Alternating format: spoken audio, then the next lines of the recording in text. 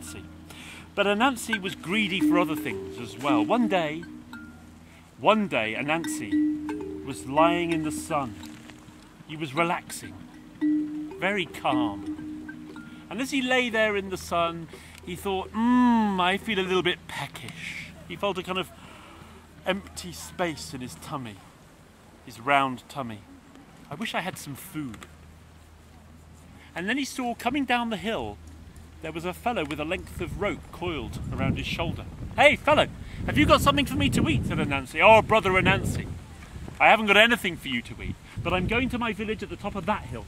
And tonight we're going to have curried goat. It's going to be so tasty. Come with me."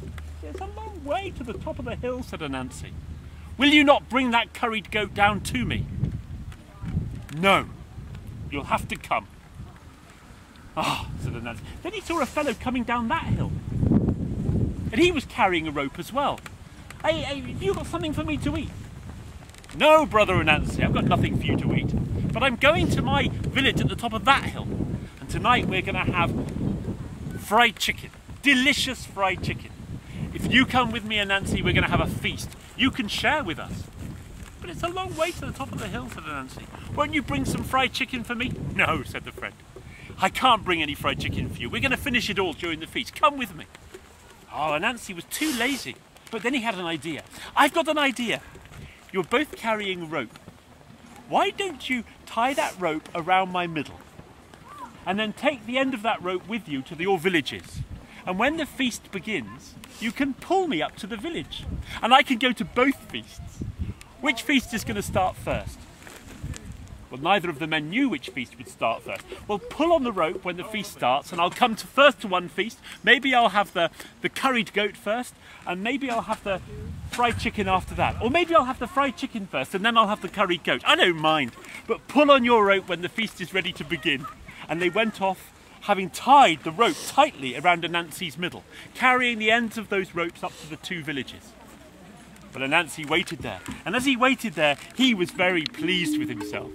"I'm so clever, I won't even have to walk up the hill. They're going to pull me to the feast, and I'll eat as much as I like. What would you like to have? The fried chicken or the curried goat?" I like curried goat myself. What would you prefer? Fried chicken. Fried chicken. Doesn't anybody like goat round here? I'd have the goat. You'd have the goat. Well, he was waiting there feeling so pleased and so looking forward to that feast. I wonder which feast is going to begin first. What do you think happened? I think they both at the same time. Oh, you're a storyteller. Some of the stories arrived in your ears. Both of those feasts started at exactly the same time. And the one fellow up with the curried goat, he pulled upon the rope. And the other fellow, where the feast began with the fried chicken, he pulled upon the rope. And Anansi was pulled both ways. Pulled this way and that way, and both ways together. "Why isn't Anansi coming?" both of the fellows said to themselves. "We're going to have to pull harder." And they were strong fellows, and they pulled hard upon the rope, both in direction. And Anansi was pulled, and the knot was getting tighter around his belly, and half of his body was being pushed up above the knot, and half of his body being pushed down below the knot. And still they pulled harder and harder, until Anansi began to rise up into the air between the two hills, his legs dangling. Oh! Remember how many legs has he got? 8! All over the place, waving there in the air. And his waist was becoming tinier and tinier and narrower and narrower. Oh my goodness, Anansi, I'm not going to get anything to eat after all. Well, they ate and ate in those two villages until all the curried goat and all of that fried chicken had been eaten up. And Anansi was just dangling there.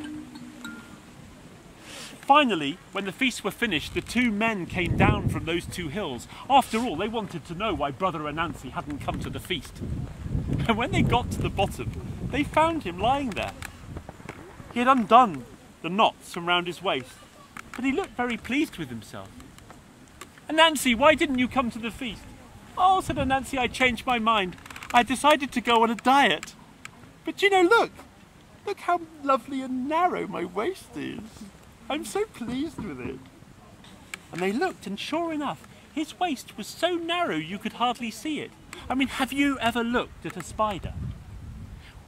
When you're walking on the fields and on the heath later, and down towards the ponds, keep your eyes out and you might see all kinds of little and big spiders. And every one of them, you'll notice, has a very, very narrow waist. And their bodies are pushed up above the waist and below the waist. And the reason why is because Anansi, the spider, was just too greedy.